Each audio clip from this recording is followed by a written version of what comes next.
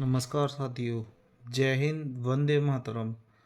स्वागत है आपका मेरे यूट्यूब चैनल चैत्रवी डिजिटल क्लासेस में। साथियों, अगर आप इस चैनल पर नए हो तो चैनल को सब्सक्राइब करें, वीडियोस को लाइक करें और दोस्तों के साथ दबाकर शेयर करें, क्योंकि फ्रेंड्स मैं आपके लिए लेकर आया हूँ आज जो बोर्ड का एग्ज़ाम हुआ है उसके MCQs लेकर आया हूँ, जितने भी उसमें कराए हुए हैं। तो पहला क्वेश्चन आपका आया था जिसमें पूछा गया था कि टेन थीटा बराबर 3/4 हो तो कॉस थीटा का मान ज्ञात कीजिए।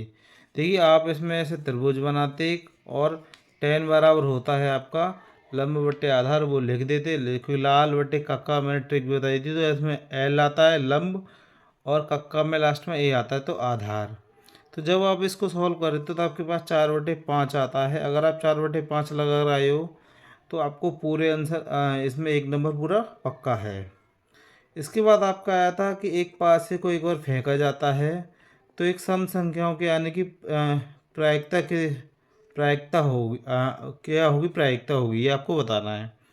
तो एक पास से कोई दो बार फेंक जाता है तो कितना सम की कह रहा है, तो 1/2 वाला जो है आपको टिक लगाना है। इसमें 1/2 एकदम करेक्ट आंसर है। अगर आपने ये लगाया है तो आपका एकदम उत्तर सही है। इसके बाद आपसे क्वेश्चन संख्या 3 पूछा गया है। तीसरा देखिए, MCQ बहुत छोटे छोटे और अच्छे अच्छे आए हैं। तीसरे में कह रहा है कि निम्नलिखित बारंबारता बढ़न का माध्यक वर्ग ज्ञात कीजिए। तो माध्यक वर्ग बेटा कैसे पता करते हैं? सबसे पहले इन सब का आपको टोटल करना था। जब आप इसका टोटल करोगे तो देखिए 10 और 20 30, और इन दोनों को करोगे तो 15, यानी कि टोटल 45 आ जाएगा, यानी 45 रहेगा। और जब आप 45 का 2 से भाग दोगे तो आपके पास आ जाएगा 22/22 यानी 22.5 आ जाएगा। तो उसके नज़दीक संख्या ये वाली है। तो इसके बाद इसका बढ़क मध्य कौन सा हो जाएगा?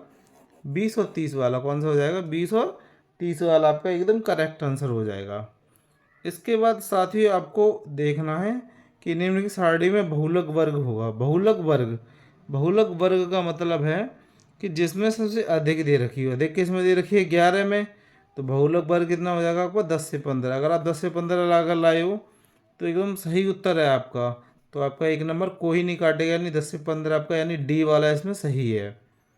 अगला वाला हमसे क्वेश्चन पूछा गया है कि निम्नलिखित में कौन सी घटना की प्रायिकता नहीं हो सकती? देखिए, नहीं हो सकती।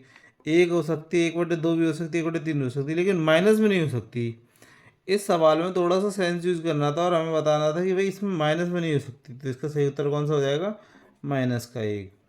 अब इसमें एक और क्वेश्चन है कि यदि 3 cot A = 4 हो तो 1 - 10² और A का मान ज्ञात कीजिए।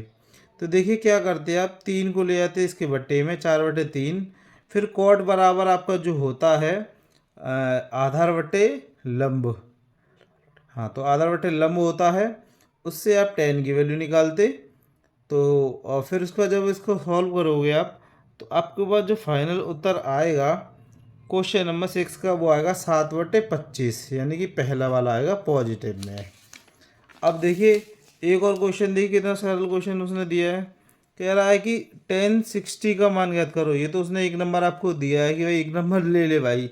अगर तुमने फॉर्मूले याद करोगे, मैंने आपको उसमें एक ट्रिक भी बताई थी कि आपको सारणी कैसे याद करनी है, उसका ट्रिक क्या है, उसको कैसे याद करने हैं। आपको दिक्कत होती है याद करने में तो उसको आप याद कर सकते हो। जब आप उसको याद करोगे तो आप पाओगे कि 1/2 का मान होता है। कितने का होता है? 1/2 का मान होता है क्या? साइन सॉरी कॉस 60 होता है। कितने का मान? 1/2 होता है कॉस 60 का मान। अगले में कह रहा है 1 + cot² थीटा का मान और 1 + tan² थीटा का मान क्या होगा? अगर आप जब इसे सॉल्व करोगे तो आपके पास जो आएगा आंसर वो आएगा cot² थीटा। क्या आएगा? cot² थीटा आ जाएगा। और एक और है कि LCM दे रखा है आपको, HCF दे रखा है आपको। तो देखिए इसमें LCM और HCF तो दे रखे कह रहा है एक संख्या और दूसरी संख्या। तो आपने एक फार्मूला पढ़ा होगा, जब आपने किताब शुरू करी होगी तब एक फार्मूला था कि पहली संख्या गुणा दूसरी संख्या बराबर लासा गुणा मासा।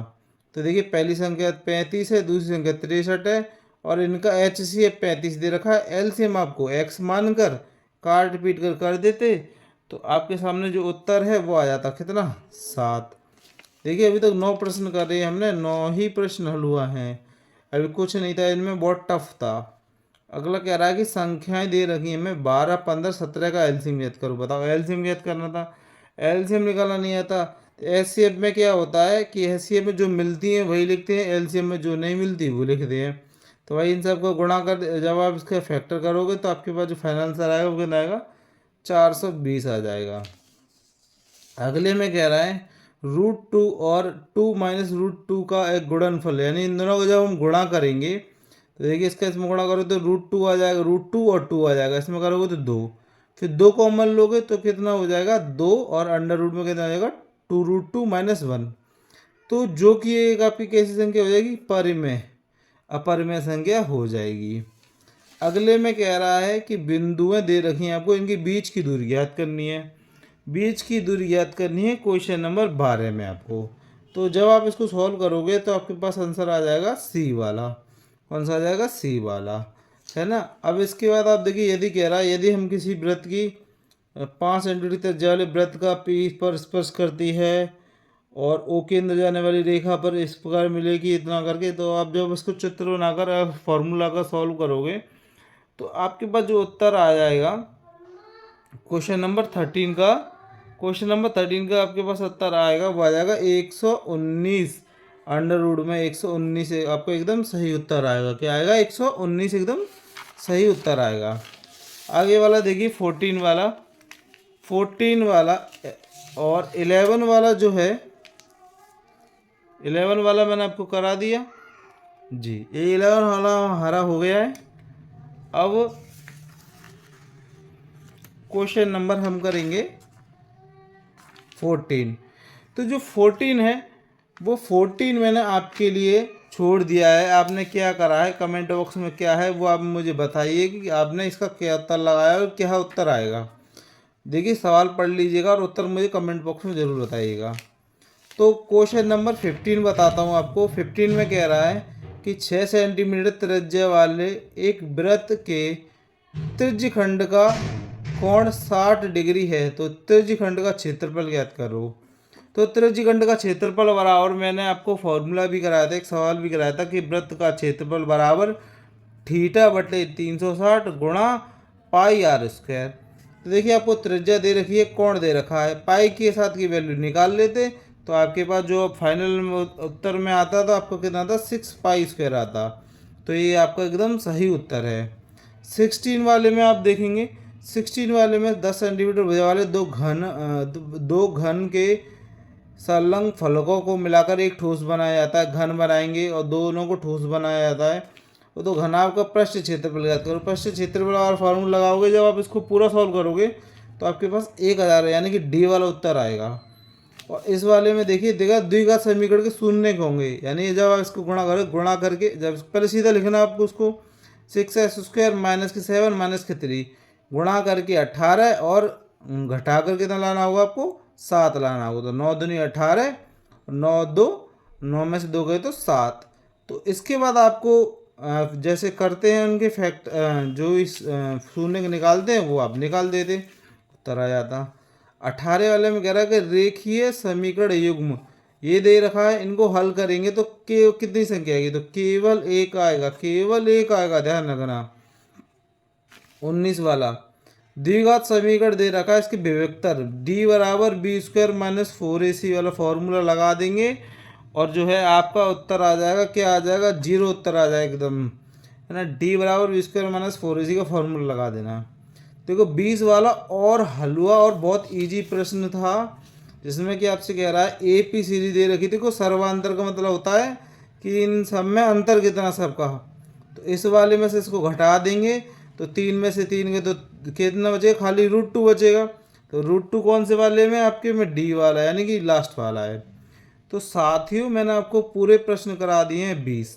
अगर आप चाहते हो कि इस पर मैं पूरी वीडियो बनाऊं, बाकी के लॉन्ग क्वेश्चन जितने भी हैं आपके करा दूं मैं इसके, तो उसके लिए आपको क्या करना होगा, कमेंट बॉक्स में जाना होगा और बताना होगा कि सर मुझे ये वाला प्रश्न, ये वाला प्रश्न पत्र पूरा सॉल्व करके आप बता दीजिए, हमारा जो डाउट्स होंगे सारे क्लियर हो जाएंगे, हम भी चेक कर लेंगे।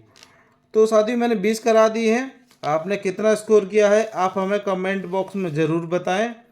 तो मिलते हैं आपसे अगली वीडियो में, जब तक के लिए नमस्कार, जय हिंद, वंदे मातरम। और ऐसी वीडियोस के लिए हमारे चैनल को सब्सक्राइब जरूर करें। एकदम सटीक और सही उत्तर दिया हमने, है ना।